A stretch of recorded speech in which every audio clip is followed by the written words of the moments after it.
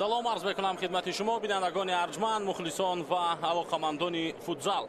гузориши мустақими мо аз кохи олим пас шаҳри душанбе оғоз мегардад ва инҷо қарор аст ки бозии даври шашуми суперлигаи Тоҷикистон оид ба футзал ё худ футболи хурд баргузор гардад ва имрӯз дар даври шашум дастаҳои Амонатбонк ва Истаравшан бо ҳам рақобат хоҳанд кард. хуб, дар даври шашум ҳоло як қатор бозиҳое ки имрӯз махсусан бояд баргузор мешуданд. Ин бозии дастаҳои Регар ва Сомон буд. Ҳамчунин қаблтар аз ин баъд аз ин бозии дастаҳои Пойтахт ва Сипар буд ки махсусан Сипар Пойтахтро бо ҳисоби 2-0 шикаст дод ва Амонатбонк бар муқобили Истаравшан ҳоло бозиашон баъди чанд лаҳзаи дигар шурӯъ мешавад. Инҷо ҳаятҳои дастаҳо барои мо шумо пешниҳод мешавад. ҳаяти асосии дастаи Амонатбонк: Некрӯз Али Маҳмадов рақами 8, рақами 11 Меҳрон Ризопур, рақами 10 Умед Кузиев, рақами 9 Фариду Неъматов, таҳти шумораи 87 Али Қолов ва бозингарони ҳайати эҳтиётӣ дар тими Амонатбонк: Шарипов рақами 14, рақами 77 Назиров, рақами 6 Ризо Ҳамид, рақами 44 Султон Мирзоев, таҳти шумораи 55 Гуляков Собирҷон, рақами 23 бошад Муродов Муродҷон. акнун ба ҳайати дастаи Истаравшан таваҷҷӯҳ мекунем. Алиакбар Ҳасанпур рақами 27, рақами 19 Баҳодур Хоҷаев, рақами 5 Шаҳзод Иноятов, рақами 11 Шафкат Пулотов, таҳти шумораи 21 бошад Сироҷиддин Иноятов ва бозингарони ҳайати эҳтиётии тими Истаравшан дар ин дидор: 25 Наим Ашуров, 80 Фарако Никнем ва рақами 10 Парвиз Рауфов, рақами 9 Мирзоҳид Умаров, рақами 14 Фирӯз Саидов ва рақами 7 Шуҳрат Баротов. Шерзод Ҷумаев сармураббии дастаи Истаравшан аст ва Шамшод Ниятбеков сармураббии дастаи Амонатбонк. хуб, дар дидори имрӯза Шавкат Насруллоев довари асосӣ аст ва довари дуюм Комрон Хайруллозода аст, довари эҳтиётӣ Муҳаммадзода ва Сония Санҷиён ки умуман доваре ки вақтро идора мекунад Иброҳим Қосимов аст дар ин дидор. Шавкат Насруллоев дар экранҳои мо шумо аст, он нафаре ки довари асосӣ дар дидори имрӯза ба ҳисоб меравад ва ҳамчунин дар пасманзари мо Некрӯз Али Маҳмадовро мебинем ки аллакай омода аст дар маркази майдон барои гузарондани ин дидор. бозингари тими мунтахаби футзали мамлакат. ҳоло дастаи Истаравшан ва сармураббии онҳо Шерзод Ҷумаев бо шогирдони худ қабл аз ин бозӣ ҳарфҳои охирини худро мезананд ва омода мешаванд барои бозӣ бар муқобили Амонатбонк, бар муқобили яке аз беҳтарин тимҳо дар суперлигаи футзал дар умуман мамлакат. ва дар мавриди агар мавқеъҳои дастаҳо бигӯям, ҳоло дастаи Амонатбонк дастаи дуюм аст дар суперлигаи Тоҷикистон. Сурокампания дар ҷои аввал аст, 4 бозӣ доир кардааст ин тим, 12 имтиёз дорад, яъне аз 12 имтиёзи имкон дошта ҳамаашро ба даст овард. садои шаки довар баланд мешавад, аз маркази майдон бозӣ оғоз мегардад. бозингарони Амонатбонк рақобатро шурӯъ мекунанд. мизбони ин дидор ва тими Амонатбонк бошад дар ҷои дуюм аст дар ҷадвал. дӯстони арҷманд дар 5 бозӣ 12 имтиёз ба даст овардааст, яъне аз 15 имтиёзи имкон дошта 12-ро бозингарони дастаи Амонатбонк соҳиб шуда. ҳоло дар ҷои дуюм ҳам ҳастанд бозингарони ин даста. ва Истаравшан албатта ки дастаи беҳтарин ҳоло дар суперлига ба ҳисоб намеравад, вале дастаи бадтарин ҳам нест. дастае аст ки натиҷаҳояш то ҷои қаматбахш ба назар мерасад. ин тим дар ҷои чаҳорум қарор дорад. ҳоло фишор меоранд бозингарони Истаравшан, вале тӯбро аз даст доданд онҳо баъдан ва ҳуҷуми навбатии дастаи Амонатбонк. тӯб аз майдон берун шуд, аммо садои шаки довар баланд мешавад. қоидаи бозӣ бо эҳтимоли зиёд вайрон гардидааст. муқобили бозингари шумораи 11 Амонатбонк, муқобили Меҳрон Ризопур. хуб, дастаи Истаравшан дар ҷои чаҳорум аст бо касби 8 имтиёз пас аз 4 бозӣ. яъне ин даста аз 12 имтиёзи имкон дошта 8-ро ба даст овард ва ҳоло аз ҷои аввал тими мазкур 4 имтиёз камтар дорад. дар ин миён дастаҳои Сурокампания 12 хол, Амонатбонк 12 хол, Истиқлол бошад 10 хол доранд ва Истаравшан бошад як бозӣ албатта нисбати дигар дастаҳои ин тим камтар анҷом додааст. یعنی بعض از سوال که بازی دور پنجم، یعنی همین 5 دور رو پررپ بازیش رو دایر کردن، اما یک قطار دستای دیگری هستند که حالا بازی خود رو پورا برگزار نکردن. نکروز علی محمدов ضربه از جانب دروازه، اما ضربه زده او از دروازه سراشان کم دورتر رفت در همین لحظه. خوب بود نظر داشتیم که حالا از این 5 دور پشت سر شده یکی از بازی‌هاش رو دور نکرد از سراشان. ما گفتم میتوانیم که این تیم ما امکان دارد که تو برابر باشد با دسته امانت بانک، ولی کسی باز هم کفالت داده نمیتواند که اون بازی با فایده دسته سراشان جمع می شود. هجوم نوبتی دسته سراشان از خط دفاعی این تیم شروع می شود. ارسال با قسمت میدانی امانت بانک بود، اما در این وضعیت کوزیف توپ رو گرفت و حالا حمله دستش رو اوید و محمد یک ضربه در اجرای امید کوزیف، ضربه زده او رو دفاعگر برگردان. دوباره امید با توپ قرار دارد، پاسی و باقی و از کنار چپ حمله دومامه و بعد در این حالت فرید نعمتov از پای افتید، اما اونجا قاعده بازی ویران نگردید و تنها اوت و میان آمد و خلاص در همان لحظه.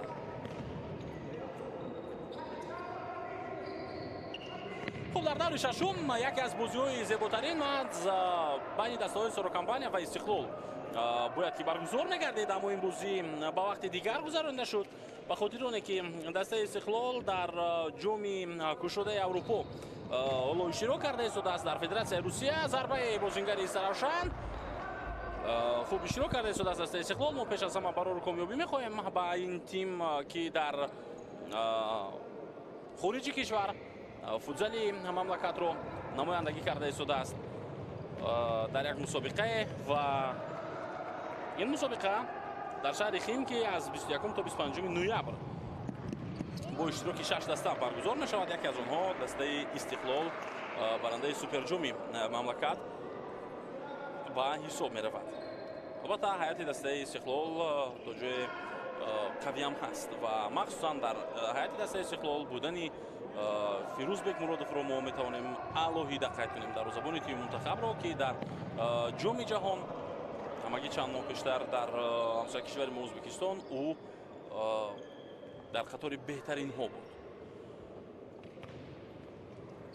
روزابین دسته سراشان علی اکبر حسنپور با بازی وارد می شود، با بازی همراه می شود. در اخترش علی محمدов پاسی و کنار کوزیف، ضربه نوبتی زمینی تو از میدان بیرون می شود.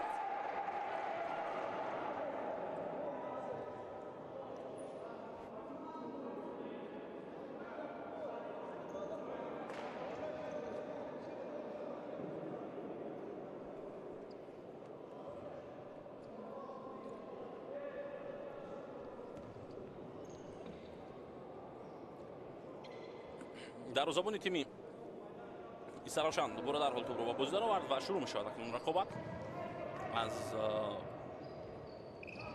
نزد دروازه دسته سراشان. باز یک حمله دیگر اینجا با دست بازی میکنند بازیگر تیمی امانت بانک. این امید کوزیف بود یا اینکه بازیگر شماره 11 مهران ریزوپور با احتمال زیاد مهران ریزوپور توپ رو با دست باز داشت در همان لحظه و هجوم نوبتی سراشان رو میبینیم. فراکو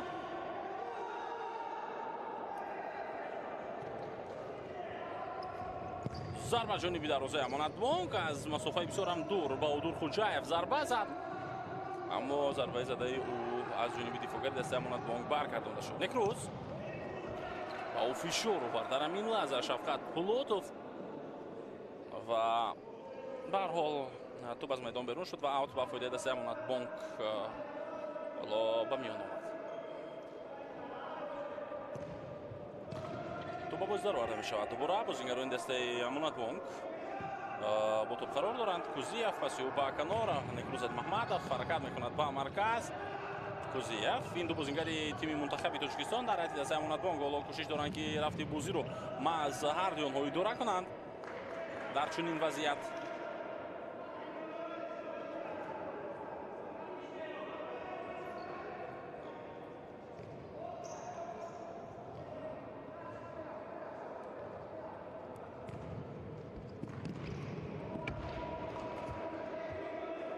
باز یک حمله دیگر، باز یک حالت دیگر برطرف می شود و علی قولوف در زبان دسته استقلال اکنون حضور در دیگر بار.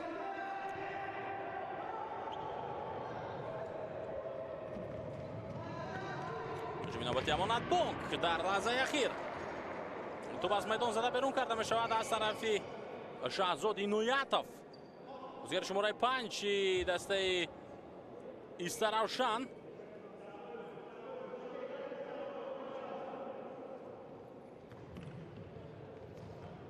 توپی بلند برحال توپ رو در میدان نگاه می‌دارد سلطان میرزویف.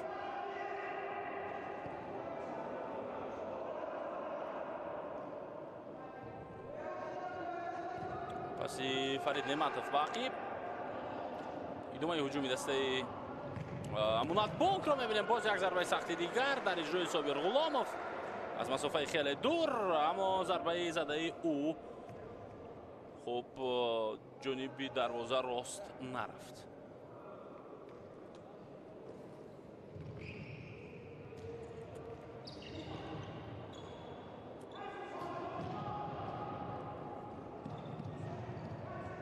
بازیگزاری بازیگران ایستراوشان در مرکز میدان.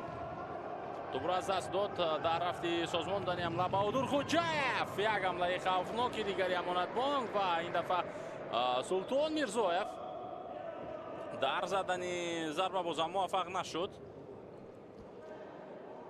حالا سرمربی دسته ایستراوشان در اکران ما و شما است و او کم کم اکنون شروع میکند توصیه دادن رو در رفت همین رقابت با شاگردان خود.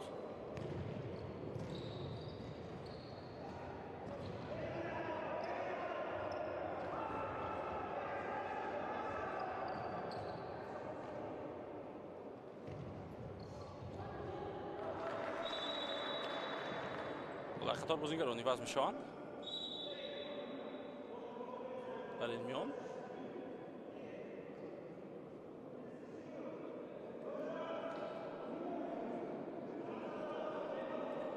کمی نفهمی بینی بازیگری دسته امانت بانک و ایستراوشان بود در این حالت صابر غلاموف و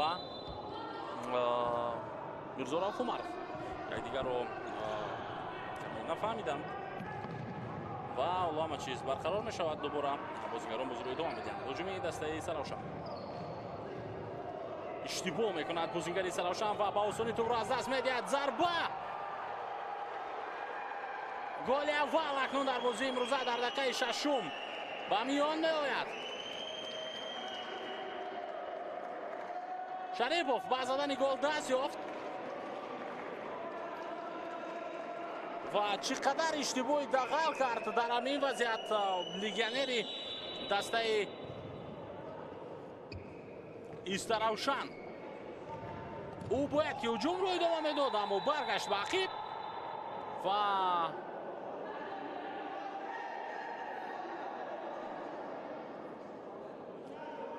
نیکنم فراکو همین طور سهل و ساده و آسان توپ رو گذاشت برای سلطان میرزویف و اینجا باشد. ببینید چقدر خوفناک بازی میکند بازیگر دیگر دسته ایستراوشان بهادر خوجایف. ولی بهادر خوجایف بود.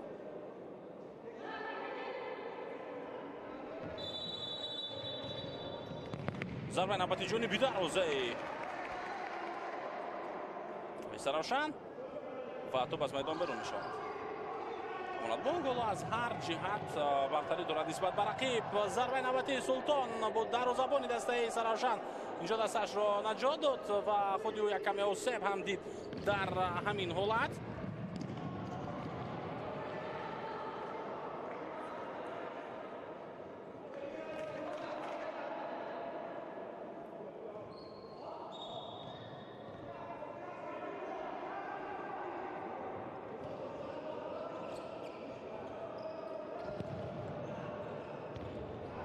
هجوم ادامه می‌یابد. بازیگران امانت بانک و توپ از میدان بیرون گردید.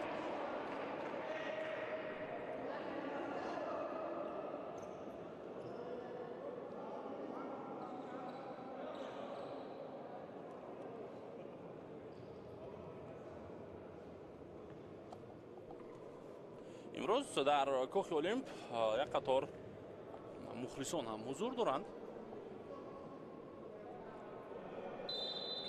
و دسته‌های امانتبانک سراشان رو دستگیری کرده ایستادن. پیش از همه از تماشای این بازی گوش میکنم که اون هست جوی نباتی دسته سراشان قاعده بازی وایران شد یا نه اونجا داور خب اجازه داد که بازی ادامه بیابد و توپ را با نوبتی بهادر خوجایف پس او به مرکز ادامه میابد جوی دسته سراشان و این دفعه برخوردی سخت‌تر داشت شهزاد عنایتوف. حالا توپ در اختیار بازیگران سراشان باز هم موقع برای زدن ضربه بود اما در آخر دفاعگر چگونه توپ را گرفت. این بازیگر شماره 14 بود شریپوف، اون نفری که گل زد چند لحظه پیشتر اینجا دستش رو گفتم میتونیم که از گل احتمالی نجات داد. اگر همون پوغیج آخرین رو اجرا نمیکرد موقعی خیلی موفق برای زدن ضربه جانبی دروازه علی قولوف جانبی دروازه دسته امانتبانک پیدا میگردید. و تو باز هم بازیگران سراشان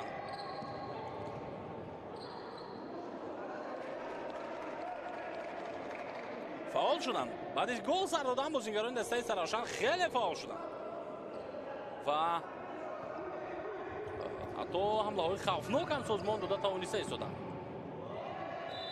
خودآوران کنی نوبتی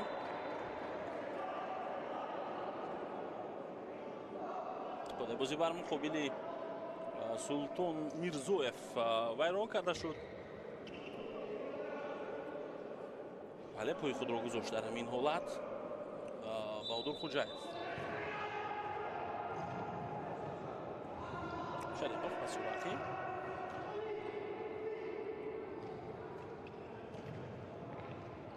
بازی را بازیگران امانتبانک اداره میکنند. پاسوی دقیق خود کوتاه خود و اشتباه مؤلف گل. حالا اکنون امید کوزیف با بازی برمیگردد.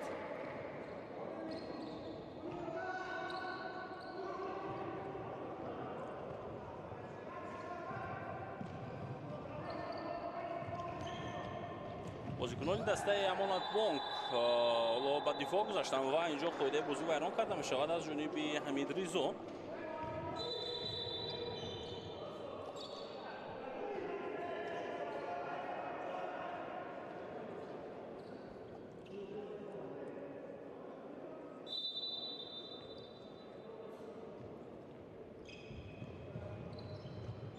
اوت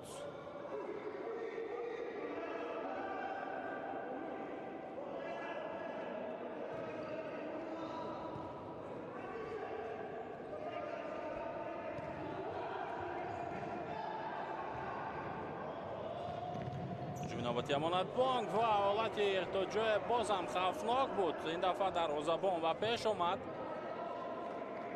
دروازه‌بان دسته سراشان و اولین شده به توپ رسید و اون حالت رو برطرف کرد. توپ در اختیار بازیگران امانتبانک است. بسیار یک حرکت زیبا و گزارشی خوب اما ضربه آخرین در اجرای نظیروف اشتباه بود و توپ از دروازه سراشان هم بلند هم دور هم کنار رفت.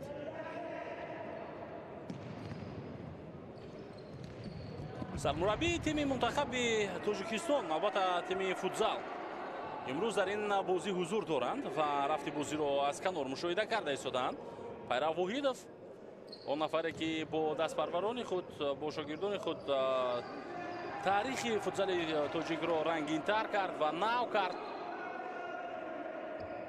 تیم منتخب ما در جام آسیا برآمد ارزنده نمود و جام جهان رو خط گرفت. حالا جوی نوبتی امانتبانک را می‌بینیم امکانیت ضربه و گل نمی‌شود. بازم فرصت را از دست داد نظیروف.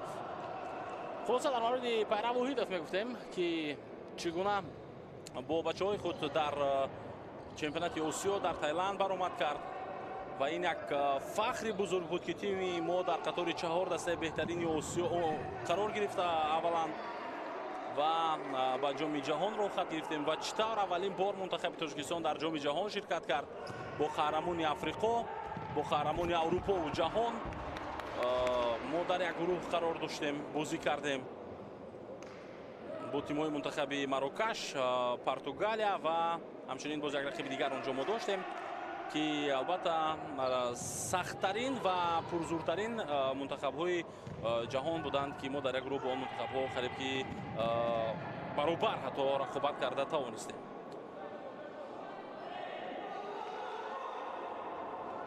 хулоса баъд аз ин эътимод ва боварӣ ба футзал бозам бештар шуд дар кишвар ва таваҷҷӯҳи наврасон махсусан зиёдтар гардид. Аз як тараф мухлисон бештар дастгириро зиёдтар карданд ва аз тарафи дигар наврасону ҷавонон ба футзал зиёд таваҷҷӯҳ карданд ва дар идома ё ки дар оянда агар бигӯем ҳатман умед аст ки аз миёни наврасону ҷавононе ки ҳоло таваҷҷӯҳи зиёдтар доранд ба футзал бозам бозингарони бо маҳорате ҳатто бо маҳораттар аз онҳое ки ҳоло дар тими мунтахаб ҳастанд шояд ба мунтахаб меоянд ва бозам сатҳи бозии тими мунтахаби моро дигар хоҳанд кард, яъне баландтар хоҳанд кард. ҳамлаи навбати Саравшан бартараф карда мешавад ва зарбаи кунҷӣ барои бозингарони Саравшан акнун ба миён меояд. фикр мекунам ин нахустин зарбаи кунҷии бозингарони Саравшан аст дар ин дидор.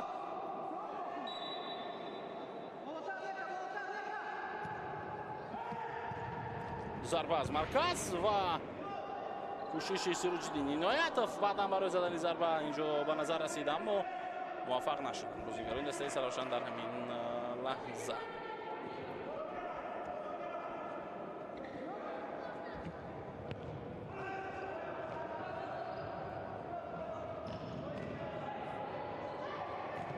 Иноятов паси ӯ ҳуҷуми дастаи Саравшан идома меёбад, пас ба марказ зарба ва гол. Саравшан дар дақиқаи 9-уми рақобат дар қисми аввал ба бозӣ бармегардад ва ҳисоб 1-1 мешавад акнун дар ин дидор. аз канор бисёр хуб ҳаракатро Баҳодур Хоҷаев идома дод вақте ки тӯбро дар ҳамин вазъият Сироҷиддин Иноятов гирифту ҷониби Баҳодур Хоҷаев равон кард ва паси охиринро ҳам Баҳодур Хоҷаев ҷониби Сироҷиддин Иноятов хеле хуб ва сари вақт анҷом дод. маҳз ҳамин сабаб шуд ки Амонатбонк баъд дарозаи худ гол сар бидиҳад. аз дақиқаи аввал мо бозии хуби дастаи Амонатбонкро фақат медидем, аммо баъдан пас аз гол сар додан бозингарони Саравшан шурӯъ карданд ва зиёдтар ҳамла карданд ва баъд аз ин оҳиста-оҳиста онҳо то ҷое оварда расониданд бозиро ки гол заданду ҳисобро 1-1 намуданд. ҳоло акнун ҳисоб 1-1 аст.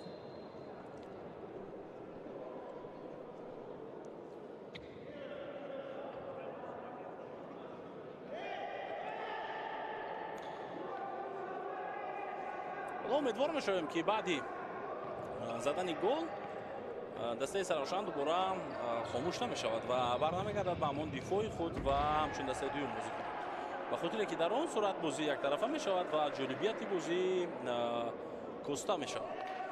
ва хоҳиши мо бинандагон, хоҳиши мо мухлисони футзал ин аст ки ҳар ду тим бо суръати баланд, бо боварӣ ва барои пирӯзӣ мубориза баранд то рафти рақобат боз ҳам ҷолибтар шавад ва мо аз тамошои он лаззат барем. Тамом. ҳуҷуми навбати Амонатбонк. пас ба канори рост. зарбаи хеле ҳам сахт дар иҷрои Умед Кузиев. боз як кӯшиши дигари ӯ. пас ба марказ. мавқеъ барои задани зарба, аммо баланд меравад. инҷо зарбаи задаи Фарид Неъматов.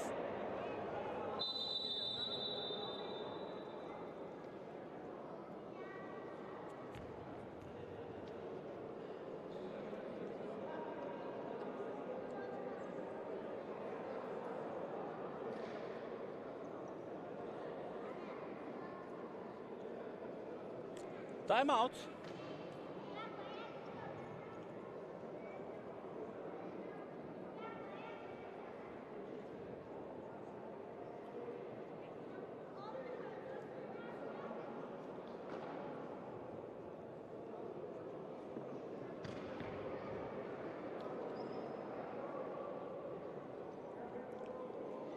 ҳатто чунин дастурякон имрӯз дар кохи олим ҳастанд ва бозиро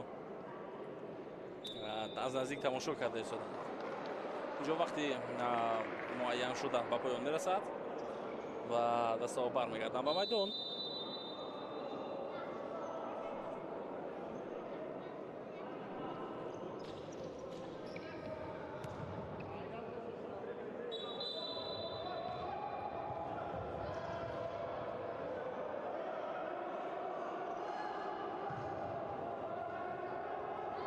ҷумлабати дастаи Амонатбонк Некрузали Маҳмадов бозии зебою ва дарвозабони дастаи Саравшан бармегардонад ин зарбаро. Алиакбар Ҳасанпур фишор меорад дар ҳамин вазъият Сироҷиддин Иноятов зарбаю ва боз як имконияти дигар барои бозингарони Саравшан зарба ва дифоъгар дастаашро аз гол наҷот медиҳад дар ҳамон ҳолат. чӣ қадар хуб буд бозии Сироҷиддин Иноятов ва дар умум бозингарони Саравшан наздик буданд ки ҳатто баъди оне ки гол заданду ҳисобро баробар карданд бозам гол бизананду ин дафъа ба пеш бароянд, аммо нашуд. ҳуҷуми навбатии дастаи Амонатбонк фоидаи бозӣ вайрон мешавад аз ҷониби бозингари дастаи Саравшан, аз ҷониби Шаҳзод Иноятов.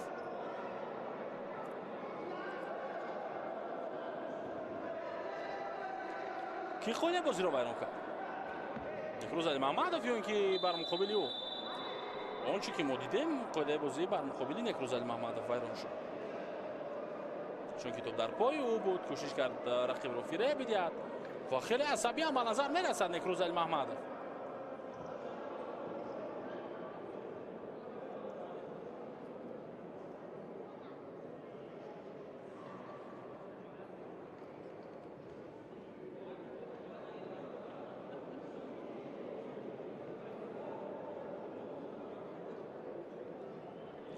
сармураббии дастаи Саравшан Шеҳрзод Ҷумаев суҳбат мекунад бо шогирдони худ ва фаҳмонда истодааст ки чӣ гуна дар ин ҳолат дифоъ кунанд. Аммо дастаи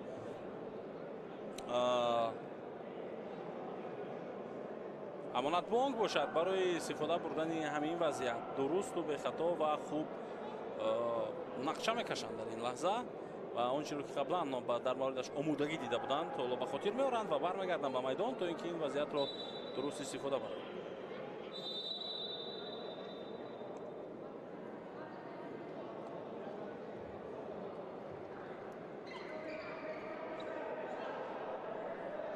бозингарони Амонатбонк аз гол худро раҳон карда тавониста буданд чанд лаҳза пештар аз ин. яъне дастаи Саравшан дар задани гол муваффақ нашуданд ва ҳоло акнун инҷо имконият барои бозингарони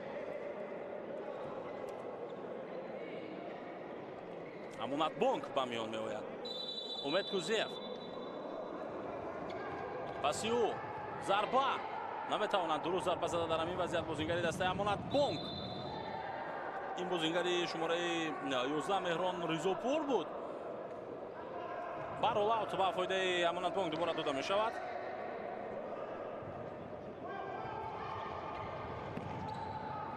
аксулҳуҷуми навбатии Саравшан дигар ин аксулҳуҷум нест. Баҳодур Хоҷаев кӯшиш мекунад ки тӯб аз майдон берун шавад. пеш аз ҳама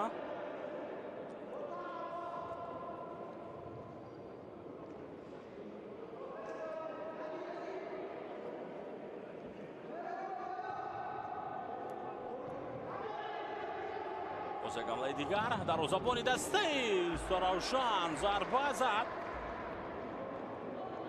ва ҳатто қариб буд ки ӯ гол мезад.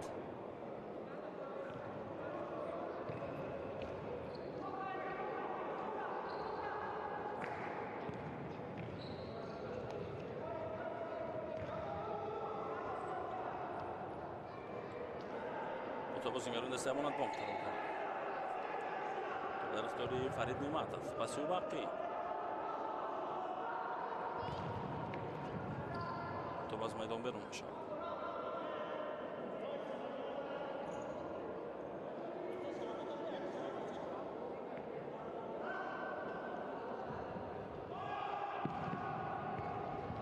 ин вазъият тӯб аз майдон берун мешавад ва ҳоло рақибат акнун дар хизмати майдони Амонатбонк дубора идома меёбад. Фарид Неъматов газ бо тобо дар рӯбарӯи ӯ қарор мегирад бозингари шумораи 9 Умаров. як зарбаи дигар ва зарбаи пӯшнок инҷо, аммо бозам тӯб аз майдон берун шуд ва акнун Султон Мирзоев мавқеи худро ба Шарипов медиҳад. саҳнаи такрори ҳамон зарбаро мо мебинем.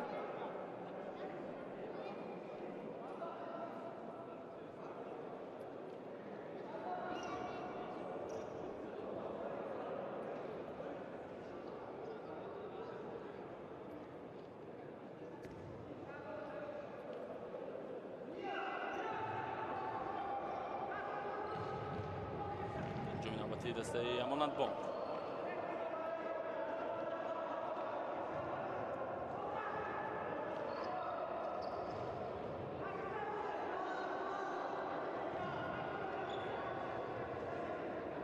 در اختیار بازیگران میزبان است بازم.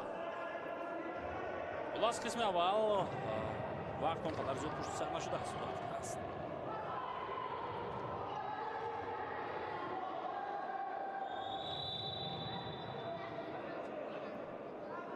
بازی ویران گردید و بازیگر دسته سرافشان کمی عصب هم دید در این لحظه.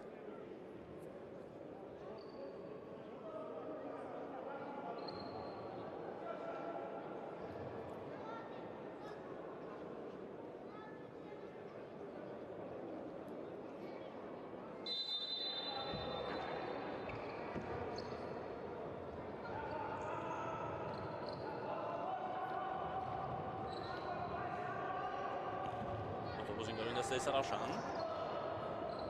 چون نوبتی رو میبینیم. ضربت جانبی در حوزه امانت بانک از مسافه دور بود. شفقت پولاتوف کوشش کرد در این حالت اما کوششی او به نتیجه بود. در همین وضعیت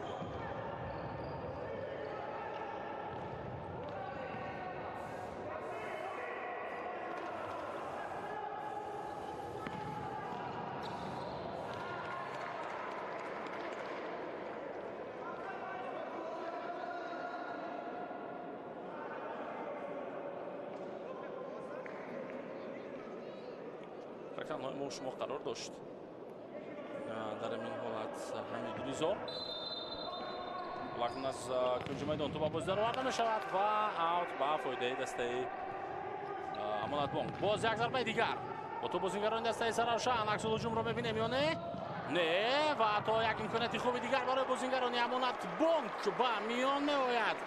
صابر غلاموف فرصت رو از دست داد و علی اکبر حسنپور بود که دستش را نجات بخشید. حمید ریزا پسی او با نزدی در حوزه دسته سرافشان باز یک ضربه دیگر برطرف کرده میشد. این دفعه مهران ریزوپور ضربه زد.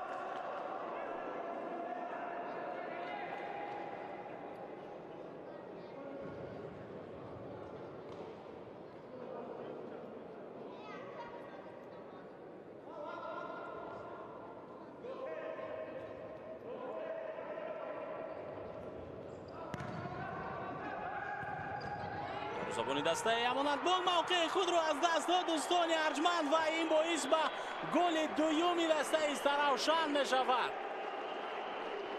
علی قولوف موقع را از دست داد و بازیگران دسته سرافشان از این حالت به خوبی استفاده بردند. در زبانی دسته سرافشان علی اکبر حسنپور هم کمی عصب گرفته است. صحنه تکرار رو ما میبینیم. مخصوصا در زبان توپ رو رفع کرد و در زبانی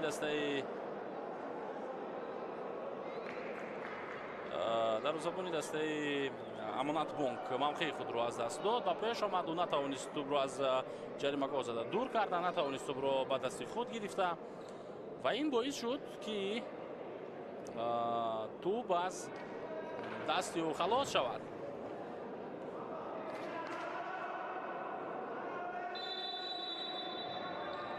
توپ از دستی او دور شود و در همین حالت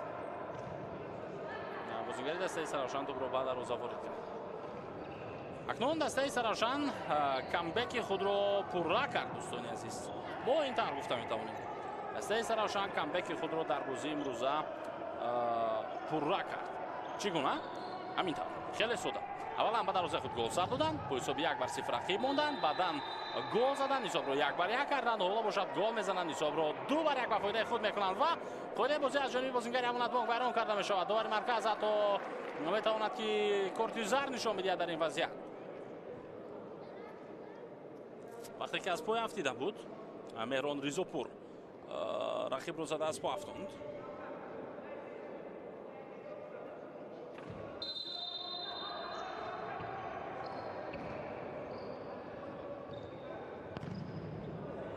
ҳуҷуми навбатӣ дар иҷрои бозигарони Заравшан. Тӯб рост ҷониби дастуни дарвозабон меравад ва дарвозабон тӯбро гирифт. Дарвозабони дастаи Амонатбонк албатта. Як ҳамлаи дигар дафъа аз тарафи Амонатбонк. акнун бозигарони Амонатбонк дубора фаъол мешаванд баъди оне ки онҳо бартарии худро аз даст доданд. Бартарии худро нихараш нигаҳ дошта натавонистанд. пас ба маркази хати ҳамла ҳоло шояд ниёз ба он бошад ки аз ҳайати хуб эҳтиётӣ ё ки умуман ҳайати эҳтиётӣ дар футзал гуфтан то ҷое шояд дуруст набошад. ҳамон бозигароне ки дар курсиҳо ҳастанд аз он ҷо Умед Кузиев ва Некрӯз Али Маҳмадов ҳар ду ин бозигарон ба майдон оварда шаванд то ин ки рафти бозии дастаи Амонатбонк боз ҳам тағйир биёбад. Як зарбаи дигар ҳатои Заравшан барои задани голи сеюм инҷо иқдом кард ва ҳатто қариб буд ки муваффақ ҳам мешуданд бозигарони ин тим. қоидаи бозӣ вайрон мешавад бар муқобили Ҳамид Ризо. зарбаи чӣ қадар хуб дар иҷрои Баҳодур Хоҷаев бо пои чап буд, аммо Алиқолов он зарбаро баргардонд. баъдан бозигари дигари дастаи Заравшан аз канор пои худро гузошта натавонист. ҳоло Умед Кузиев ва бозӣ бармегардад. бозигари тими мунтахаб Шарипов дар канори ӯ аст. Некрӯз Али Аҳмадов ҳам ба майдон омада. ҳуҷуми навбатиро мебинем. аут.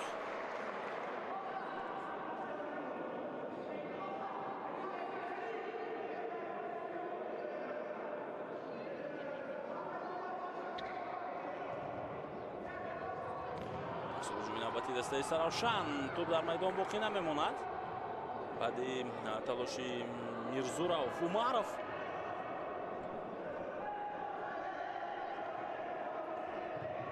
ҳамла қарор мекунад бозигарони дастаи Амонатбонк. дубора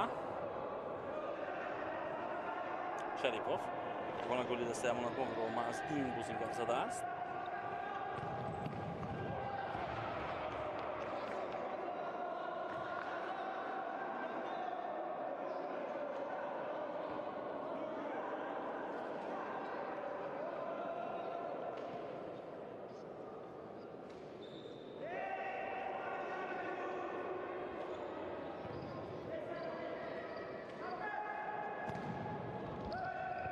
боз як ҳамлаи дигари дастаи Заравшанро мебинем. Некрӯз Али Маҳмадов акнун тӯбро мегирад.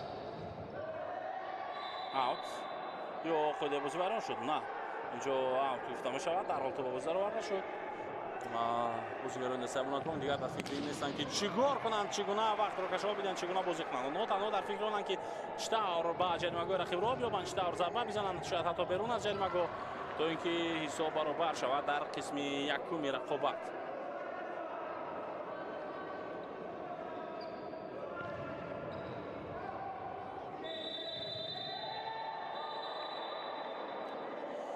یکی از بازیگران دسته امانتبانک سخت حساب میگیرد در این وضعیت. некрӯз Али Маҳмадов و داور اکنون کارت زرد میدهد و میرزوراف Умаров میرزوҳид Умаров.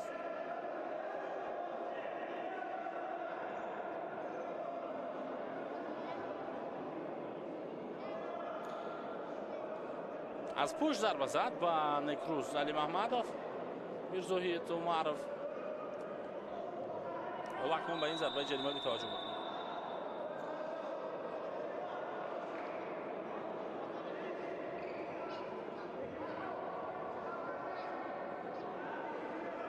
Кузиев тӯбро мегузорад. пас ба Умед Кузиев иштибоҳ пас медиҳад дар ин вазъият бозингари шумораи 9 Фарид Неъматов натавонист дурусту дақиқ пас дода ва тӯб аз майдон берун шуд. имконият аз даст рафт. боз як фурсати дигар барои бозингарони Заравшан ва чӣ қадар зарбаи сахт иҷро гардид, аммо ин зарба рост набуд. Шаҳзод Иноятов кӯшиши задани голи сеюмро кард дар ҳамин ҳолат ва зарбаи хеле хуб ҳам зад, аммо рост зарба зада натавонист.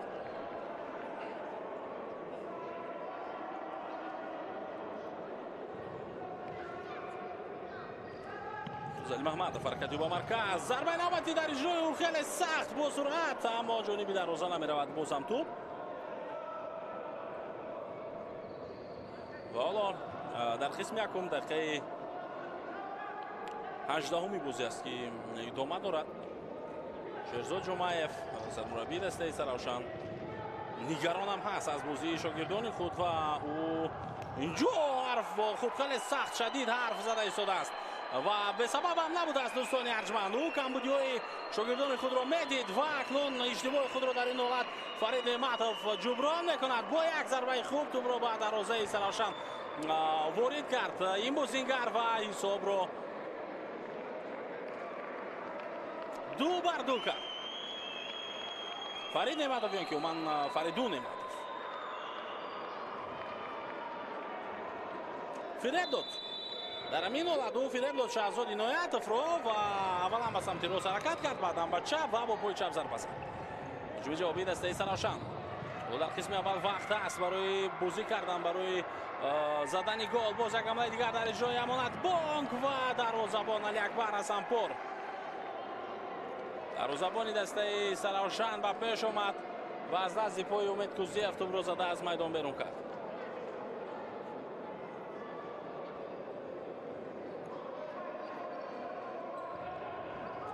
بارتو میرزویف پس میده در این وضعیت به نکروز علی محمدوف. پس نوبتی او موقع برای سلطان اما میرزویف حتی انتظار نداشت که نکروز علی محمدوف موفق میشه دو کس رو فریب بدهد و بعدا پاس بدهد.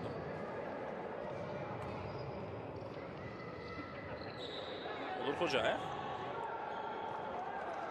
خودش رو فریب داد و توپ از میدان بیرون گردید.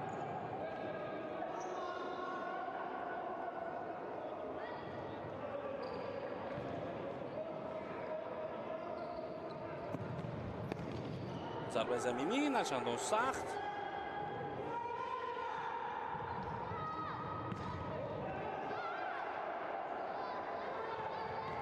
علی محمدوف توپ را از دست میدهد در این لحظه و اکنون خود بازی را بیرون کرد. حالا در بازی امروز نمیدونم سبب در چی باشد اما این بازیگری در عموم این بازیگری رو که ما همچون یک بیرون از البته ورزش همچون یک شخصیتی با ادب یا همچون یک شخصیتی که واقعا برای دیگران احترام قائل است میشناسیم. در دیدار امروزه خیلی عصبی به نظر میرسد. در هر حالت او این عصبانیت خود رو پنهان نمیکنه و نشان میدهد. حتی در عادی‌ترین لحظه‌ای که توپ رو از نزد پای میگیرند او یک نفر رو زده از پا میافتاند. حالا بازی زیبایی او رو میبینیم. نکروز ضربه پاس و گل.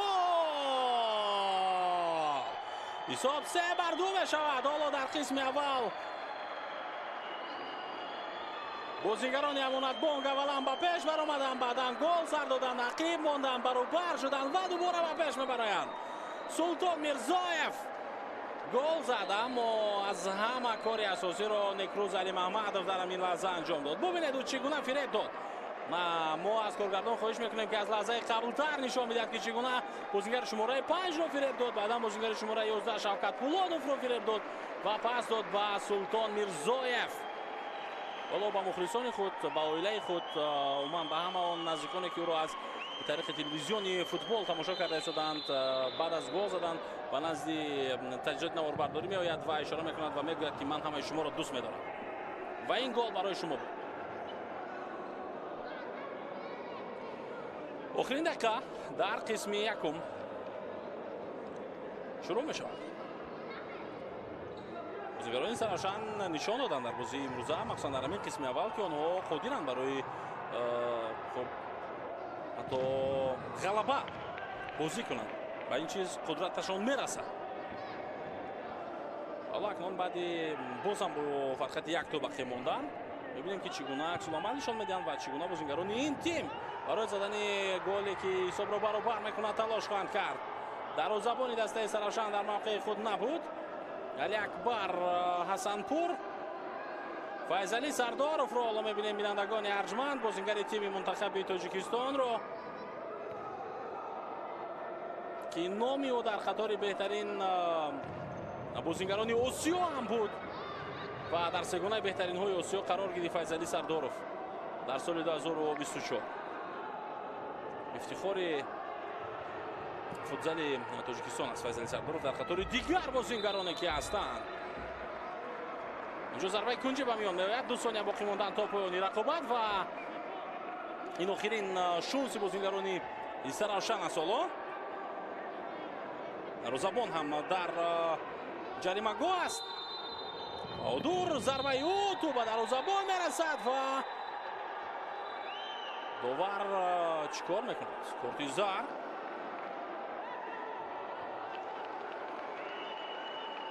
гӯё ки бо дасту биро расидааст бозингари дастаи дарвозабони дастаи Исаравшан.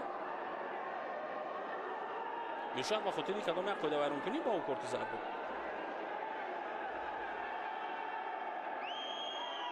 ҳаками нофаҳмӣ ба миён меояд ва ин қоидавайронкунии шашум ҳатто буд.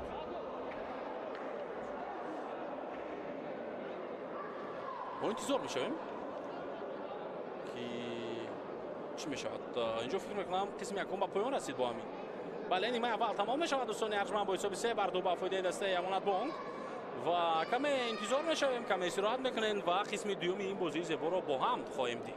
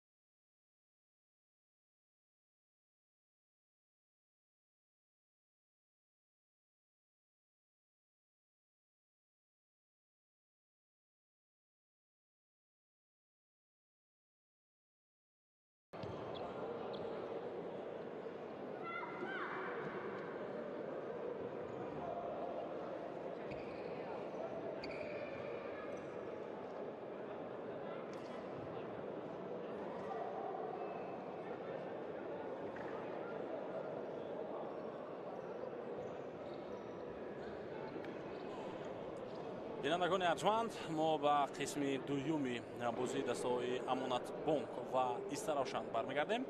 баъди нимаи аввал ҳисоб 3-2 ба фоидаи дастаи Амонатбонк аст ва акнун қисми дуюм шурӯъ мешавад. нимаи якум воқеан бозии хуб шуд байни ин ду даста, хеле зебо. Амонатбонк фаъолона бозиро шурӯъ кард, бо ҳисоби 1-0 пешсаф гардид бо голи задаи Шарипов. баъдан Истаравшан бо ду голи худ ҷавоб гуфт ба голи ягонаи Амонатбонк. ҳисоб 2-1 шуд. баъдан 2-2 бозигарони Амонатбонк дар лаҳзаҳои ахир баъди бозии зебои Никрӯз Али Маҳмадов ки онҷо Султон Мирзоев ба задани гол даст ёфт ва хулоса ниҳоят ҳисоб 3-2 шуд ва қисми якум бо ҳамин ҳисоб ба поён расид. Гарчанд бозигарони Истаравшан дар лаҳзаҳои ахир як фурсати хуб аз зарбаи кунҷӣ доштанд, аммо дарвозабони ин даста иштибоҳ кард. тоде бозиро вайрон намуд ва то муҷозот ҳам шуд аз ҷониби довар. акнун ба ҳаятҳои дастаҳо дар қисми дуюм бори дигар таваҷҷӯҳ мекунем. албатта аз ҳаяти дастаи Амонатбонк шурӯъ мекунем. Никрӯз Али Маҳмадов, рақами 8, рақами 11 Меҳрон Ризопур, рақами 9 Фаридун Неъматов, таҳти шумораи 10 Умед Кузиев, рақами 87 Али Қолов, таҳти рақами 14 Шарипов, рақами 77 Назиров, рақами 6 Ҳамид Ризо, рақами 44 Султон Мирзоев, таҳти шумораи 55 Собир Ғуломов, рақами 23 Мурод Муродов.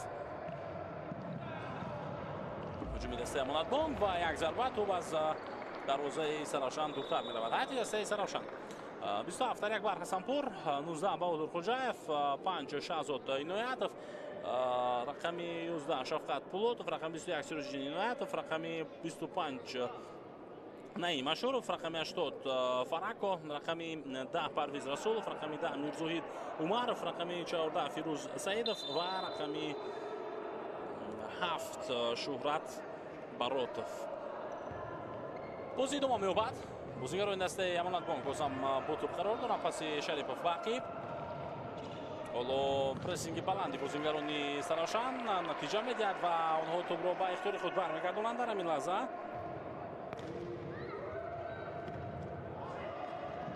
имконият барои ба аксулҳуҷум рафтан. Умед Кузиев дар марказ тӯбро бисёр зебо дар ихтиёри худ нигаҳ медорад.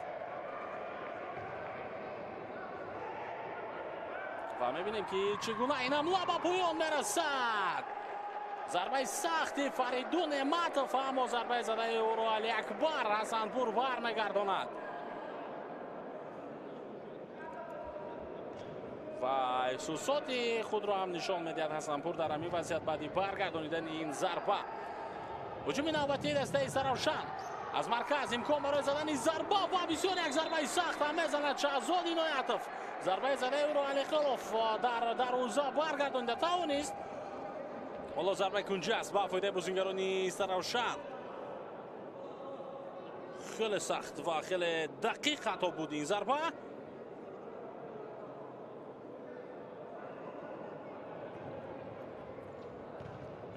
ҳуҷуми навбатиро мебинем дар иҷрои бозигарони Истаравшан. тӯбро аз даст доданд онҳо дар ҳамин ҳолат.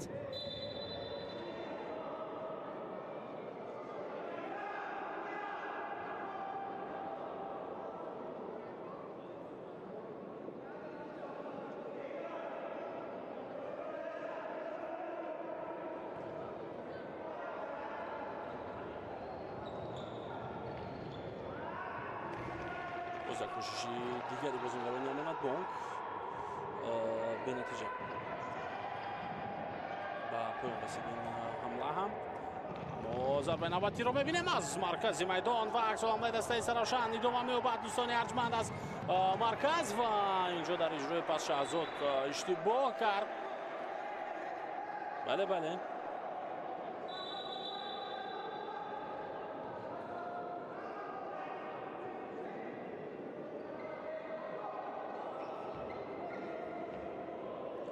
иштибоҳ кард Шаҳзод дар ҳамин лаҳза ва хуб вагарна агар ӯ паси дақиқ анҷом медод метавонист имкони задани ҳатто як голи дигар ҳам ба миён биёяд. ҳуҷуми навбати Истаравшан қатъ мешавад ва аксулҳамлаи Амонатбонк акнун оғоз мешавад. имконияти навбатӣ барои задани зарбаи хуби Фаридун Неъматовро бармегардонанд бозигарони Истаравшан. зарба дар иҷрои Далерк Умед Кузиев анихтараш. بازیگری دسته امونت حالا دیگر حرکات روی دوما دادن نمیتواند و حتی او با کمکی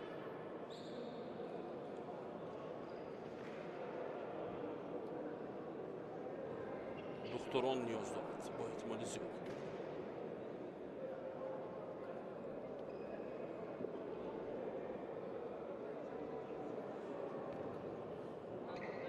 فیضعلی سرداروف رو میبینیم که حالا با ذوقی بلند جریانی بازی دستای امانت بانک و سرافشان رو تماشا کرده شده است.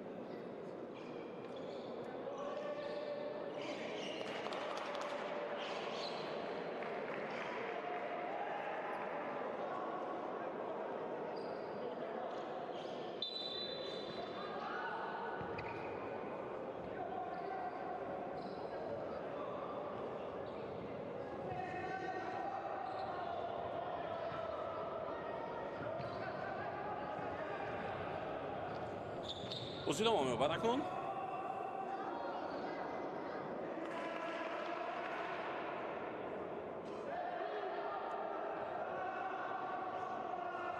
خب اینجا حرکت دقیقه چهارم است در قسم دوم که جریان دارد با مانند نیمه اول با مانند آغاز قسم اول بازیگران دسته امانت بانک کوشش برتری خود رو نگاه داشتن رو میکنند و آنها باز هم در تلاش زدن گل نوبتی هستند و هجومی جوابی دسته سرافشان علی قولوف برمیگرداند این ضربه سخت رو، ضربه رو که شهزاد عنایتوف زد. شهزاد حالا در قسم دوم یک لحظه آرام نمیگذارد دروازه‌بان امانت بانک رو و پیوسته ضربه میزند جانبی دروازه امانت بانک. ضربه نوبتی و گل!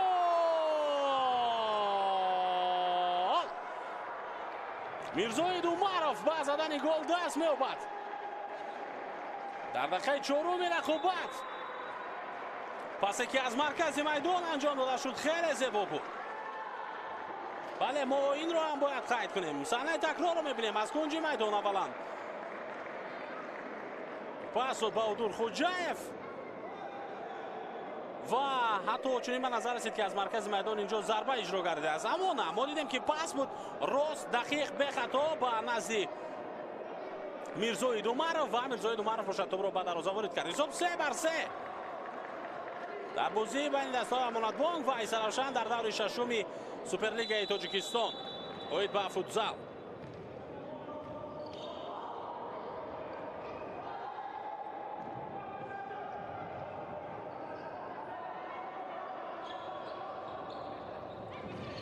نوبتی دسته امانت بانک در حال آنها جواب میگویند. بله در حال دسته امانت بانک جواب میگوید.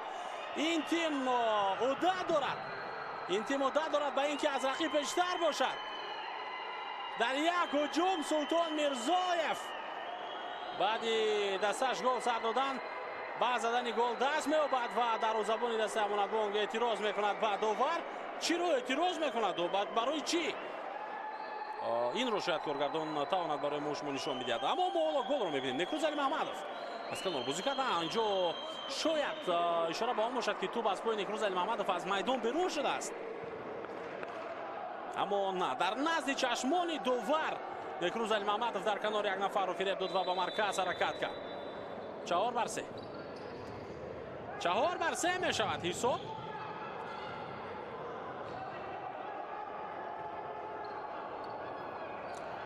نوبتی دسته سرافشان قطع گردید و عکس العمل رو اکنون میبینیم. نیکروز علی محمدوف آماده است که کمک کند در این وضعیت. دوم از او با توپ، البته در این میان حمید ریزو در کنار او در حمله بود. حالا نیکروز توپ رو از دست داد.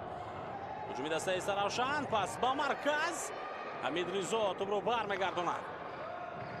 ریزو علی محمدوف حرکتی با مرکز دو کس رو فریب داد. پاسی نوبتی و توپ در داخل دروازه. توپ در داخل دروازه دسته سرافشان است. در قسم دوم دوستان ارجمند ما علاقه 3 گل را دیدیم اما که در 5 دقیقه.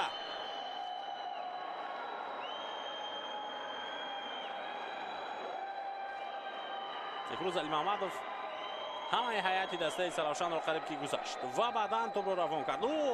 ҳадафи асосияш дар ин ҷо задани зарба набуд.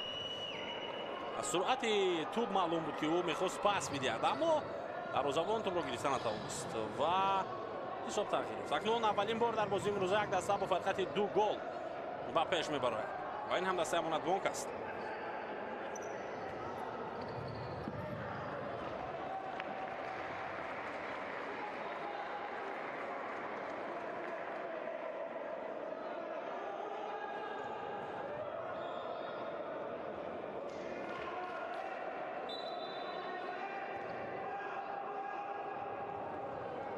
تو با بازدار وارد می شود.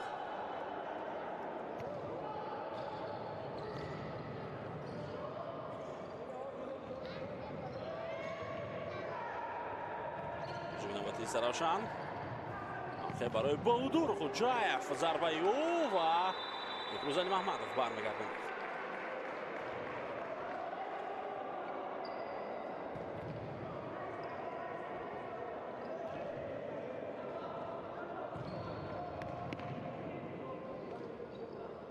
علی خلف дарвозабон дастаи амонатбонк дар ҳол тӯбро ба бозӣ медарад.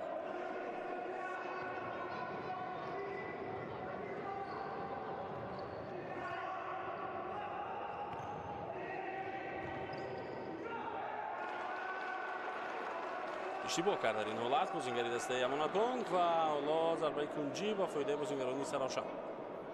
шояд акнун дарвозабон ба бозӣ ворид шавад.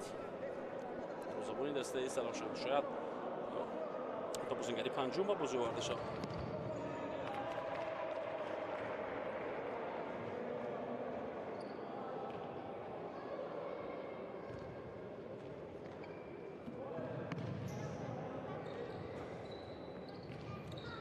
ҷузури навбати бозингарони Саравшан.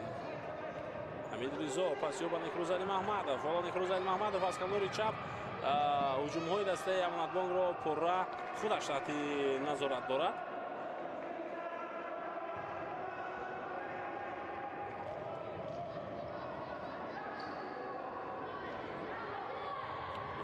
Саравшан Алиқулов дарвозабон ба пеш меояд. капитани дастаи амонатбонк ва тӯбро зада аз майдон берун мекунад. муваффақ ҳам мешавад ӯ.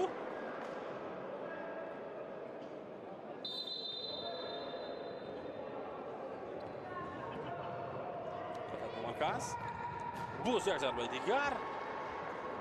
ҷо зарбаи Фарако аз дароза баланд меравад.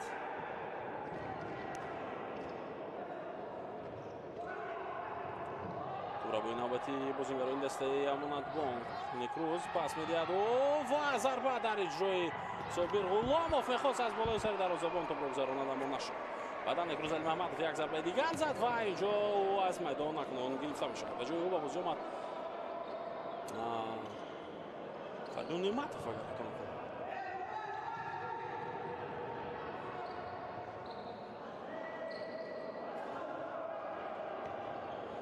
Сироҷдин Иноятов яке аз фаъолтарин бозингарон дар қисми аввал ҳоло кӯшиш мекунад ки тӯбро дар ихтиёри худ нигоҳ дорад, аммо наметавонад ва инҷо аут ҳам ҳаст ба фоидаи бозингарони амонатбонк.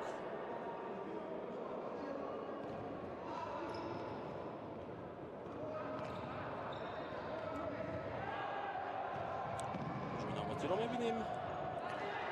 натиҷа аст ва фишор меоранд бозингарони амонатбонк. умед Кузиев ҳаракатҳои хеле тез аст, аммо инҷо контролро аз даст медиҳад ва рақобат идома меёбад байни ӯ ва Баҳодур Хоҷаев. Баҳодур Хоҷаев то охир мубориза бурд, ҳатто қариб буд ки тӯбро ҳам бигирад, аммо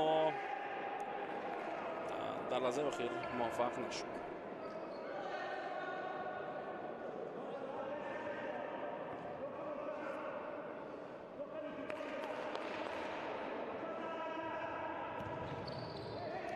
ҷӯйнавбати дастаи амонатбонк. тӯб дар дасти дарвозабон. инҷо Али Акбар қариб буд ки иштибоҳ мекард боз ҳам дар ҳамин вазъият.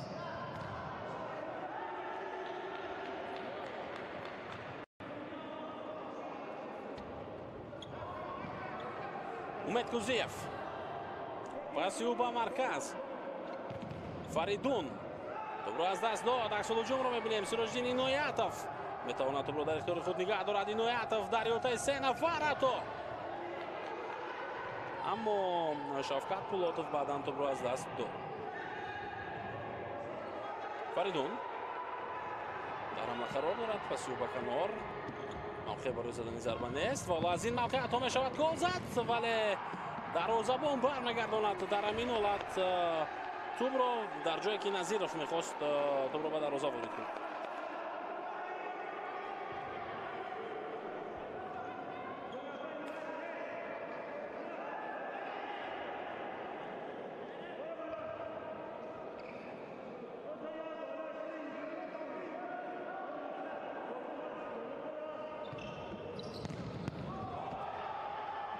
هجوم نوبتی دست امانت باز یک ضربه دیگر. دروازه‌بان موقع خود را از دست داده بود، اما نظیرف با زدن گل دست نیافت. در همین حالت نظیرف با زدن گل دست نیافت. هجوم جوابی دسته ایستراشان برطرف می شود. سیروجدین اینایتوف در برابر امید کوزیف موقع گرفتن نتوانست، استوار ایستادن نتوانست.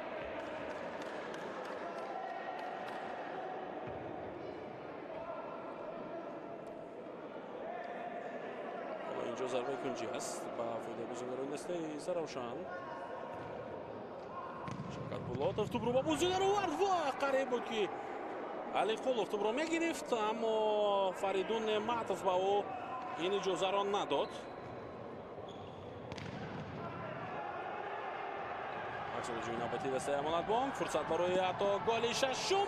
امکان نوبتی برای زدن ضربه. نظیرف توپ را از دست میدهد. حمله جوابی دسته سرافشان رو ببینیم. موقع برای زدن ضربه نیست. نظیرف قاعده بازی رو ویران میکند در مرکز میدان. سیروجدین اینایتوف رو با احتمال زیاد و از پا افتانیده است.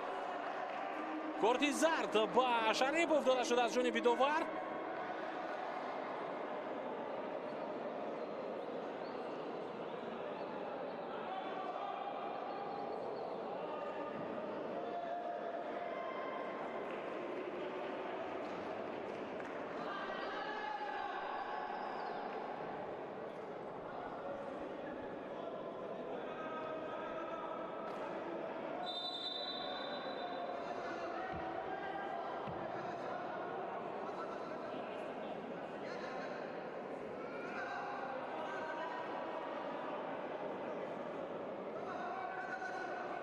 اکنون توجه میکنیم به این وضعیت استانداردی که به میان آمده است. این امکان هست برای بازیگران سرافشان. ضربه جانبی دروازه خیلی بلند و از دست می رود امکانیت. بله از دست می رود امکانیت.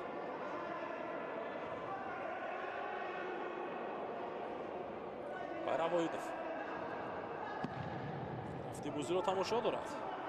сармураббии тими мунтахаби тоҷикистон. ҳуҷуми навбатии дастаи амонатбон, гузариши зебои Назиров, аммо дар задани зарбаи рости ин бозингар дар ҳамин ҳолат муваффақ набуд, вагарна гузариши хеле зебои ҳам дошт.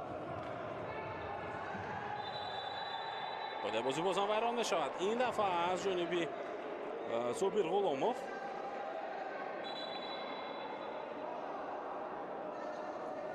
бале Собир Ғуломов қоидаи бозиро вайрон кард дар ҳамин ҳолат.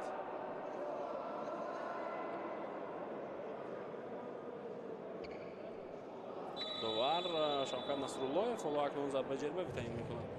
пас ба канор тӯбро аз даст доданд бозингарони Саравшан. инҷо дубора тӯбро ба ихтиёри худ дароварданд ва мавқеъ аст барои идома бахшидани ин ҳамла. пас ба дохили ҷаримагоҳ буд, аммо паси анҷом додани Шавкат Пулотов баргардонда мешавад. ҳуҷуми навбатии дастаи Амонатбонк, бархурди хеле сахт ба дарвозабон ва қоидаи бозиро вайрон мекунад Назиров дар ҳамин вазъият.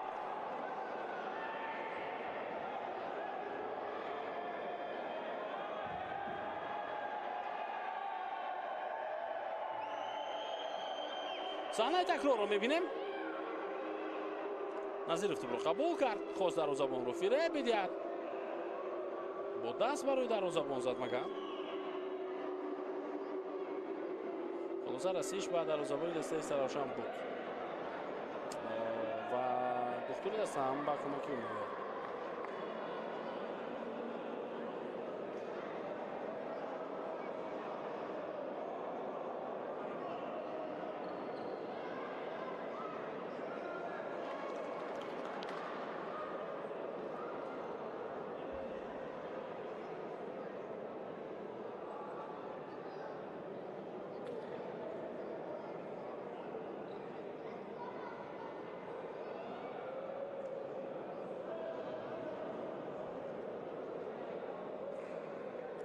انتظار میشویم که دروازه‌بان با پا برخیزد.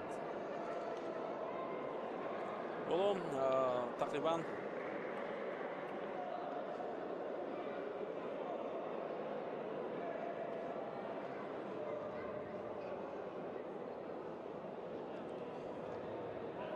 ده دقیقه دیگر وقت است و چرا وقت رو اینجا باز نمی‌دارم. ببینید وقتی که دروازه‌بان از پا افتیده بود تقریبا 31 ثانیه گذشت. قبل از баланд шудани садои штакидовар барои дубора бозиро идома додан баъдан вақтро боз дошт доварӣ. хуб чаҳорум умуман доваре ки барои нигоҳи вақт ҳаст иброҳим қосимов. дар нимаи аввал ҳам ҳамин гуна буд. дар қисми дуюм ҳам чанд дафъа аст ки ҳамин тавр аст. вақт боз дошта намешавад вақте ки тӯб аз майдон берун мегардад. бубинед инҷо нолаут ба фоидаи дастаи Монатбонк буд. бозам фишор меорам бозингарони Равшан тӯбро ба ихтиёри худ мегиранд. фурсат меҷӯяд инҷо барои задани зарба бозингар, аммо Фирӯз Саидов фурсат пайдо накард. тӯб аз майдон берун шуд акнун.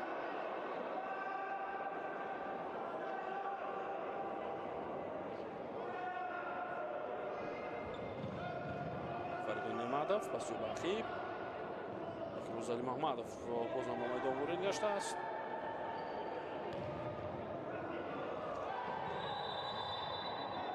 Шакидовар бозам баланд шуд. чӣ шуд? чӣ рух дод?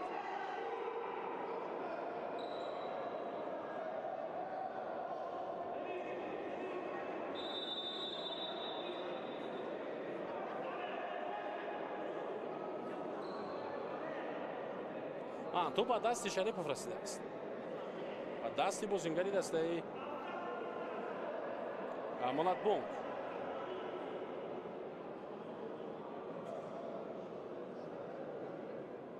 инҷо хурдтарин мухлиси футзал ҳаст ва ӯ кафкӯбӣ ҳам дорад. хеле зебо.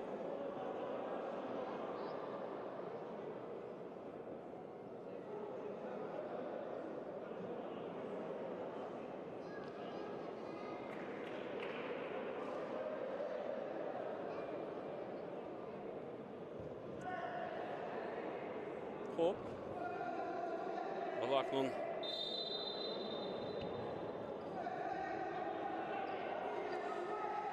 рақобат идома меёбад.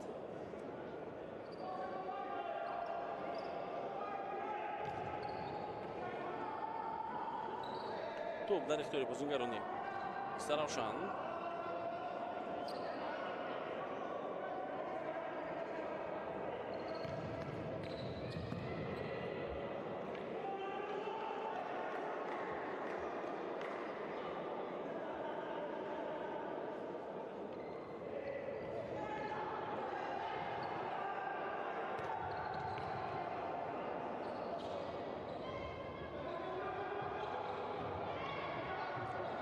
Фирӯзали Маҳмадов муборизаро идома дод то охир ва Некрус инҷо чисторе ки дар қисми аввал ишора кардам, ман ҳамон асабонияти худро боз ҳам нигаҳ дошт, пинҳон дошта наметавонам. бо асабҳои худро идора карда наметавонам. намедонам сабабаш чӣ бошад. ҳаде буд ки ҳатто довар ба ӯ корти зард медод ва танҳо огоҳӣ дод ба ӯ ва фаҳмонд ки Некрус бояд ором бошад.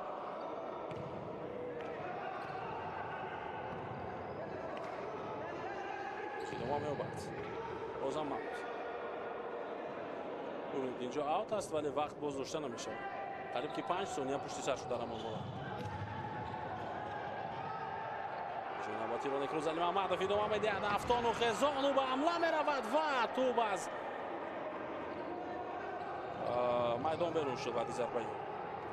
боз як ҳамлаи дигар ин дафъа дар иҷрои бозингарони Равшан. марказ майдон нигаҳ дошта мешавад.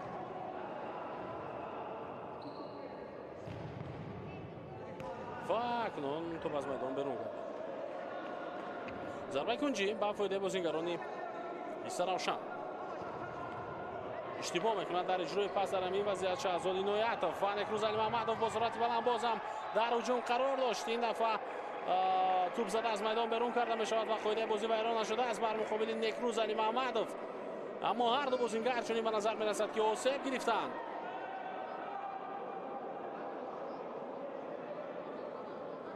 توغیجی انجام داده بهادر خوجاєв سبب شد که توپ از میدان بیرون کرده شود.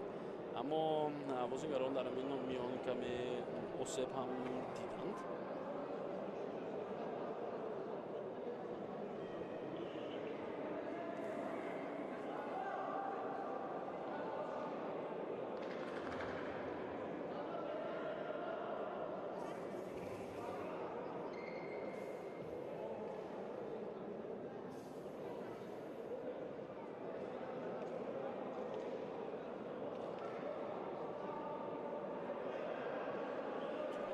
کمتر از 7 دقیقه دیگر وقت است در این دیدار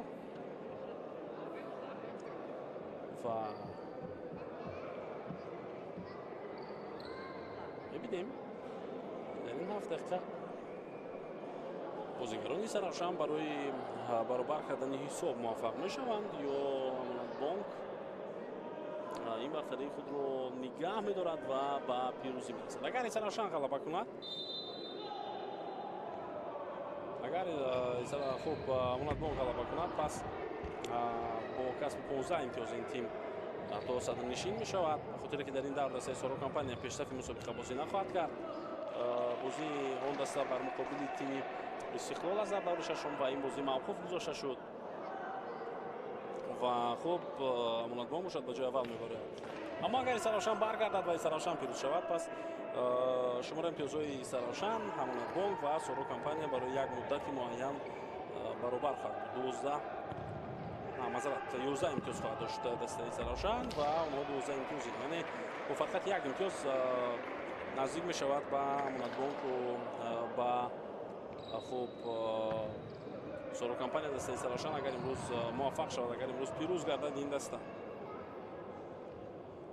حالا با توپ بازیگران دسته سرافشان باید قرار بگیرد. خاطر که توپ از نزد دروازه آنها به بازی آورده می شود.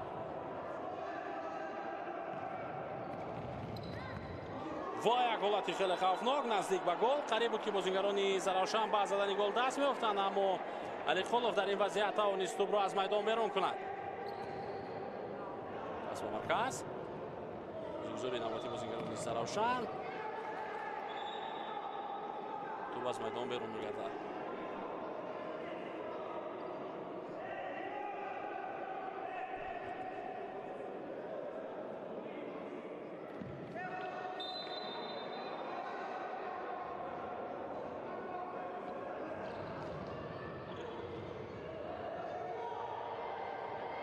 خوبت ادامه می‌یابد.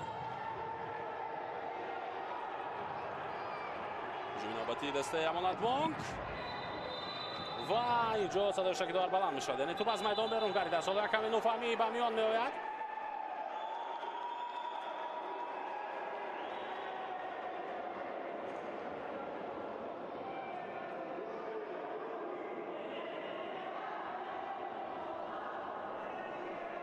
نیکنم اینجا از پا افتید و او با دوباره اعتراض کرد، گویا که قاعده بازی بر مقابل او ویران شد، اما دوباره ضربه جریمه وی نداد.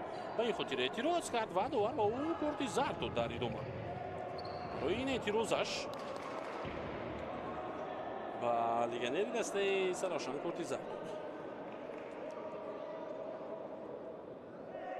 حمید ریزو مونده است که توپ را از به بازی درآورد.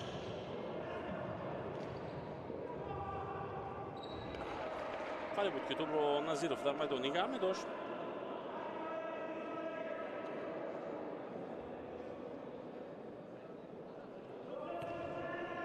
اما موفق نشد. سلطان میرزاєв پس به کامل. سلطان ضربه بلندی او دید که در حوزه فولی است، توپ رو روان کرد.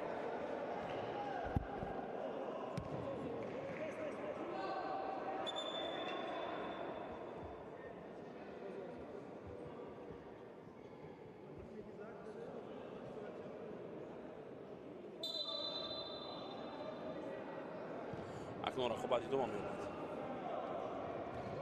توپ بازیکنانی استراوشان. نه نظیرов تو برمیگرداند پس او با کنار بسیار سخت پاس داد و امید کوزیف و امید نتوانست او را در میدان نگه داشته. سروژین نویاتوف تو از دست میدهد در همان وضعیت. کوزیف احتمال آن هم است که خود بازی را ویران کرده باشد، اما حمله دسته استراوشان ادامه دارد و ضربه کنجی و فایده بازیکنان استراوشان. بله ضربه کنجی و فایده بازیکنان استراوشان. حالا اون برخوردی که در مرکز بود رو می‌بینیم. هر دو هم برای توپ بازی کردن و برخورد هر دو هم یک خیلی بود در این حالت. زاهد معرف از پای افتی در همون وضعیت و این ضربه کنجی نظر میکنیم یک ضربه دیگر از طرف شوکت پولاتوف، اما ضربه زده او از دروازه امانت بانک دور رفت.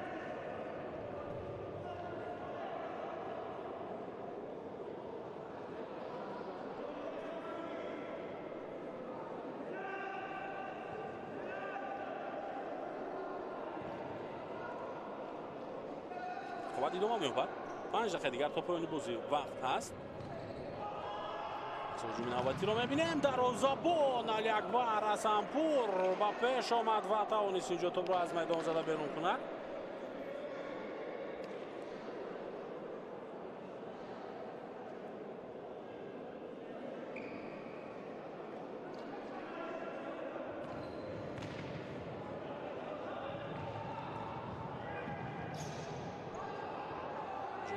استراوشان بوز یک ضربه دیگر و امید کوزیف سر میگذارد و اکنون این ضربه هم برطرف شد و تایم اوت.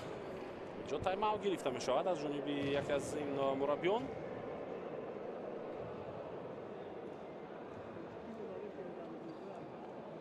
و حالا ما در این میان صحنه‌های تکراری رو میبینیم که در قسم دوم چگونه بازیگران با زدن گل ها دست یافتند و نیکروز علی محمدوف بهترین بازیگر در نیمه دوم محسوب است. بازی خوبی خود در قسم اول هم شایسته بازی کرده بود. شاید حتی بازیگری بهترینی همین دیدار ما است نیکروز علی محمدوف گفته شود.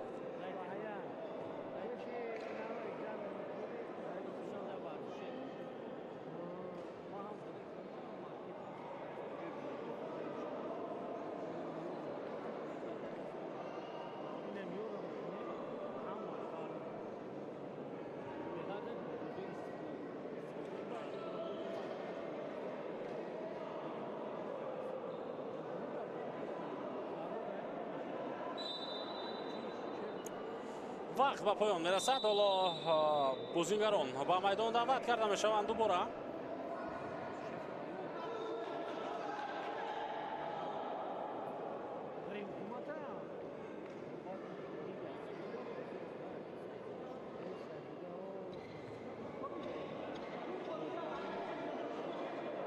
و اکنون ادامه می‌یابد رقابت. بازیگران استراوشان در تلاش جبران کردن دو گلی که سر دادند حالا هستند. کوزیف با سرعت بالا و پیش می‌رود. ضربه نوبتی در اجرای او قریب بود که گل ششم امانت بانک را هم می‌دیدیم ما، اما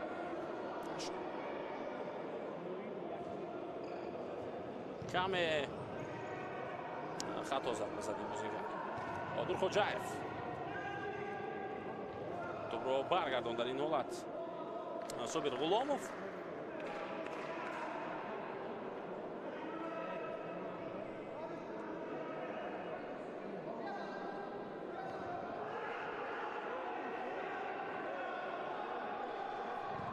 دروازه‌بان دسته امانت بانک هم در بازی است. در حالی که باید دروازه‌بان دسته استراوشان رو ما در بازی بودیم برای برابر کردن حساب، برای زدن گل من بازیگری پنجم نیاز دارد دسته استراوشان.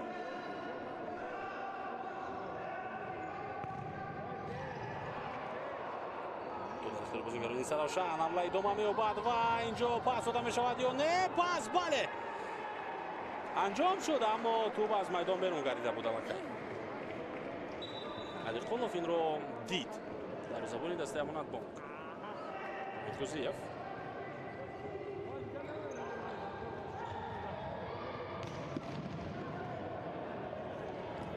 фурсати амонат бонк ва ин фурсатро истифода бурда натавонист Собир Ғуломов. Бозам аз ҷониби бозингарони амонат бонк фас ба нафас наздиктар мешаванд ба ғалабаи худ бозингарони амонат бонк ва наздиктар мешаванд ба ин ки онҳо ба садри ҷадвал бароянд.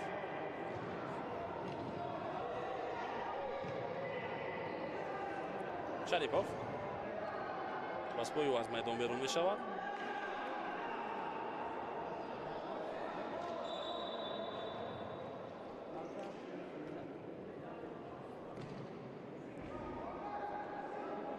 Хӯҷаев аз ба маркази майдон идомаи ҳуҷуми дастаи Саравшан аут. Хӯҷаев Шарипов зада аз майдон берун кард. ҷобисёрпур ҳаракат мекунад Фаридун Неъматов ва ӯ ҳуҷуми дасташро оғоз мекунад. паси зебо ба Собир Ғуломов, аммо Собир Ғуломов аз ин фурсати як ба як бо дарвозабон барояш ба миён омада истифода бурда наметавонад.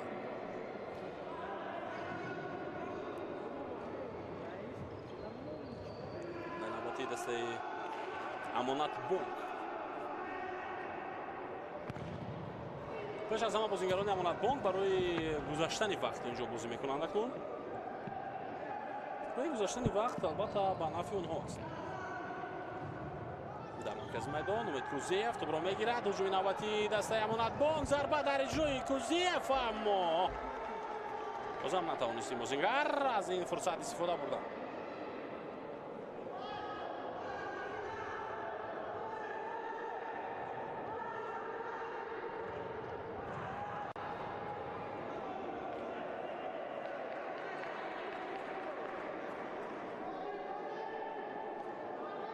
ду дақиқа дигар то анҷоми бозӣ боқӣ мемонад.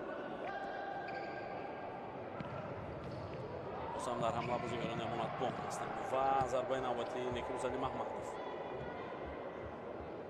ин бозингар бо тамоми ҳастии худ дар ин дидор бозӣ карда истодааст.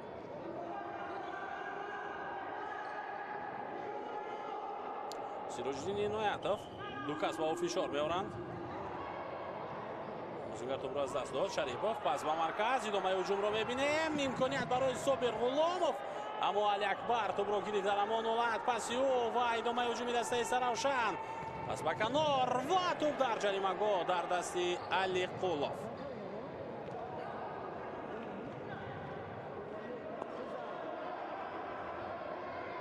Некрӯз Маҳмадов, Собир Ғуломов, Баҳодур Хӯҷаев сад мегузорад ва тӯбро аз майдон берун мекунад.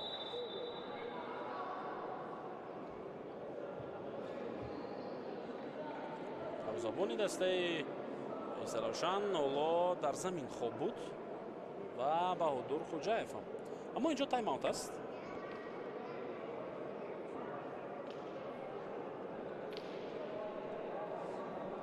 بیشتر از یک دقیقه دیگر ҳоло вақт аст то поёни бозӣ.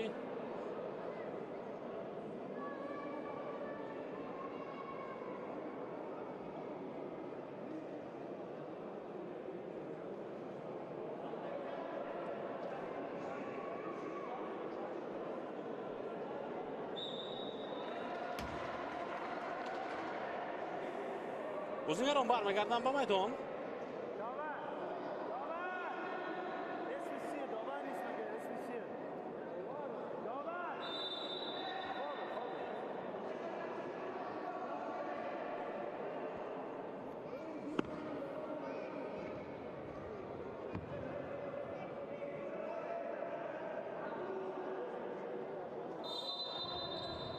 توپ وارد میشود از کنج میدان و رقابت ادامه می‌یابد. زید محمدov کنار خوبی رو دوباره قرار دارد. در این حالت داخلی بازیگر دسته بانک است این فوتبال باز، این فوتزال باز. بالا علی محمدov رو از دست می‌دهد در این وضعیت و اوت با فایده امانت.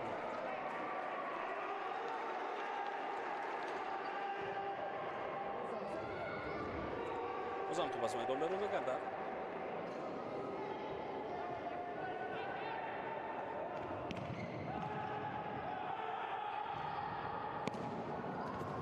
یک امکاناتی دیگر برای بازیگران دسته سرافشان و خود شریپوف مؤلف گل اولین در بازی امروزه اشتباه میکند و توپ را به دروازه دستش وارد مینماید. البته علی قولوف اینجا توپ را از دست داد و شریپوف گل خودکار میزند.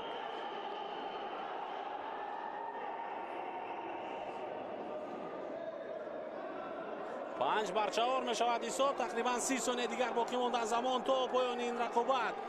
اینجا ضربه دروازه‌بانی دسته سرافشان علی اکبر حسنپور بوده از دوستان عزیز که با دروازه‌بانی امانت بانک خوب موقع لوگوور رو پیش آورد و خب بازیگران سرافشان گل چهارم خود را به قید گرفتند. تو به دست امین رضا رسید اما اعتراض میکنند، اما بازی ادامه می‌یابد. آخرین تلاش بازیگران سرافشان برای برابر کردن حساب. کمتر از 20 ثانیه دیگر وقت است. پس به سیراج‌الدین اینایتوف، بازی زیبای اینایتوف، پس نوبتی در اجرای او، موقع برای زدن ضربه بهادر خوجاєв ضربه میزند اما علی قولوف توپ را به دست خود گرفت و اینجا 2 ثانیه دیگر وقت است، حتی 1 ثانیه دیگر.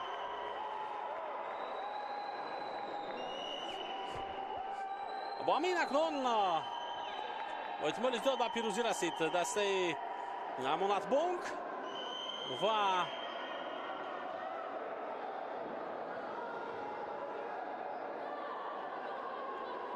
فیروز علی محمدوف پیراهن خود را الکی به در کرده است و چی شد؟ حالا بحث و بازم به مانند خاتمه قسم اول اینجا به میان میآید. داوران با مشورت خواهند کرد.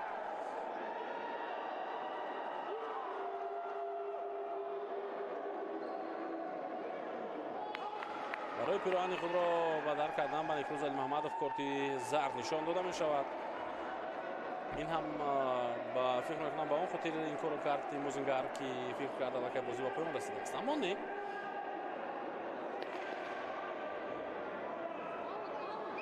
امید کوزیف تو با بازی وارد خواهد کرد.